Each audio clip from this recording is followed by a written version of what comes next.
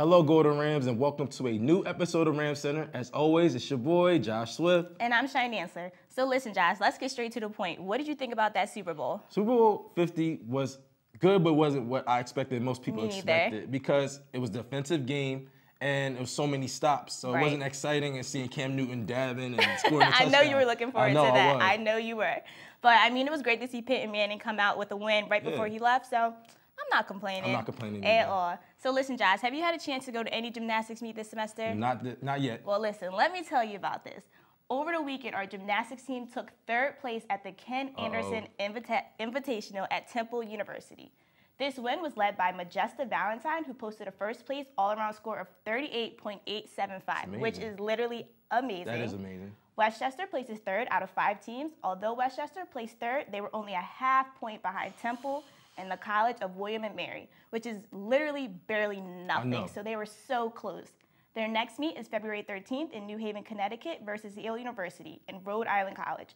Good luck, ladies. Good luck. And you know our Lady Rams basketball team are unstoppable this season. Yeah, they definitely are. They defeated Bloomsburg University last Wednesday with the score of 78-65. The Lady Rams clearly own the game with 5 players in double figures. Wow. This win increases their streak to 8 games. Kendall Benavie led the team with 15 points, 9 rebounds, 2 assists, 2 steals, and 1 block. She is always doing her thing. She needs to keep it up. Wow, keep going, girl. The next game is this Wednesday at East Stroudsburg, where they look to increase their streak to 9 games. Cheyenne, if they continue to play like this, I personally don't know who's going to beat them. I don't think anyone's going to stop them. I'm going to tell you that right now. But now you already know the men's basketball team had to get that win as well. As always. They demolished Bloomsburg University with a score of 87-64. Some notable performances were from freshman Malik Jackson with 22 points. He's always doing his thing also. Also, my boy Avery Brown, who scored 12 points and grabbed 5 rebounds.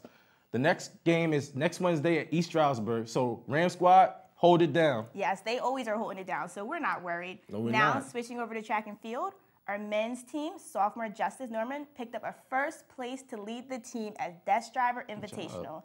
The team will be back in action next Friday at the Manhattan Meet in Staten Island.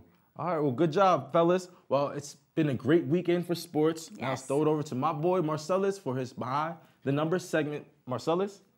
What's going on, Rams? It's your boy Marcellus here, bringing you a brand new segment called By the Numbers. For this week, I will be comparing the 1995 to 1996 Bulls 72-10 record team to the 2015-2016 Warriors team. The Warriors have a chance to make history this year by having the most wins in the NBA regular season. And with that, of course, we have to see what amazing numbers the Warriors have been putting up this season. The Warriors have had one of the best starts in sports history as we continue to witness dominance on the court. So let's shoot right into these amazing statistics. Starting off with the 1995-1996 Chicago Bulls team, led by, of course, Michael Jordan and Scottie Pippen, there have been many comparisons such as, who were the top 3 leading scorers on each team, defensive statistics, and of course, how vital the role players were as well.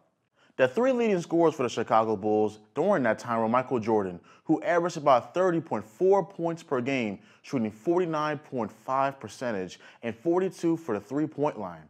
Second leading scorer, Scottie Pippen, averaged 19.4 points per game on 46% from the field and 37 from 3-point range. And the third leading scorer, Tony Kukoc, averaged 13.1 points per game on 49% from the field.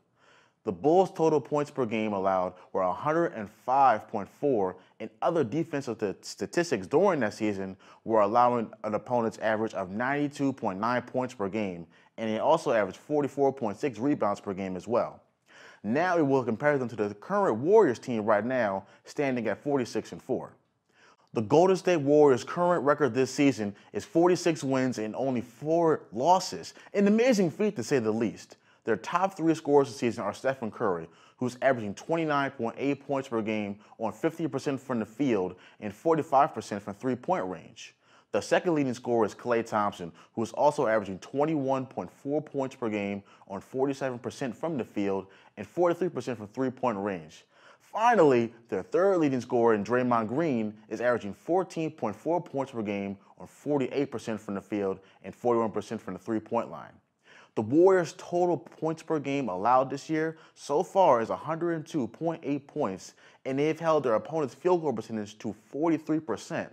It's amazing how we've had some similar statistics on the offense with points per game and how some of the defensive statistics were different. Well, this is all the time I have for By the Numbers. My name is Marcellus Council Jones, and also make sure y'all stay tuned each week and watch Rams Center for all your sports needs. We thank you for tuning in this week. Stay Golden Rams, and now to Josh with This Day in Sports. Welcome to our This Day in Sports segment. On This Day in Sports, NBA guard Spud Webb was named the NBA Slam Dunk Contest champion in 1987. He was the shortest player to win the Slam Dunk competition at 5'7". On behalf of Rams Center, we would like to congratulate Spud Webb on this accomplishment. Congratulations to the Super Bowl 50 champions, the Denver Broncos, who defeated the Panthers Sunday night with a score of 24-10. Dominant defense proved to be key for the Broncos, tying a Super Bowl record with 7 sacks and 4 forced turnovers. Peyton Manning was the oldest quarterback to ever start a Super Bowl and now is the oldest to ever win one after completing 13 of 23 attempts for 141 yards and no touchdowns. The Broncos' total yards on offense, 194, are the fewest ever by a team to win a Super Bowl. Manning tied John Elway and Terry Bradshaw for third all-time with 14 postseason wins and is the first starting quarterback in NFL history to win a Super Bowl with 2 different teams. Super Bowl MVP Von Miller became just the 4th linebacker to win such an honor, joining Chuck Howley, Ray Lewis, and Malcolm Smith after recording 6 tackles, 2.5 sacks, and forcing 2 fumbles. Cam Newton and the Panthers seemed out of sync for most of the game, unable to get past the Broncos' defense. Newton finished the game with only 18 completions after 41 attempts for 265 yards.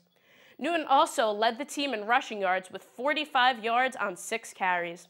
That's all I have for this week. I'm Samara Rosenfeld. Josh and Cheyenne, back to you.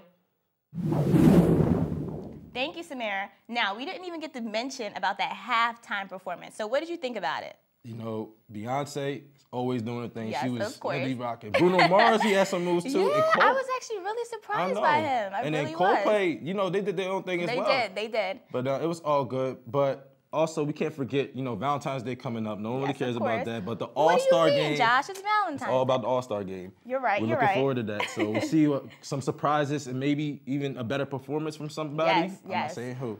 But that's all we have in this episode. Of always, it's your boy, Josh Swift. And I'm Cheyenne Dantzler. Have a great week, Golden Rams. And don't forget to follow us on Twitter and Instagram at WCU Rams Center. Stay Golden, Rams.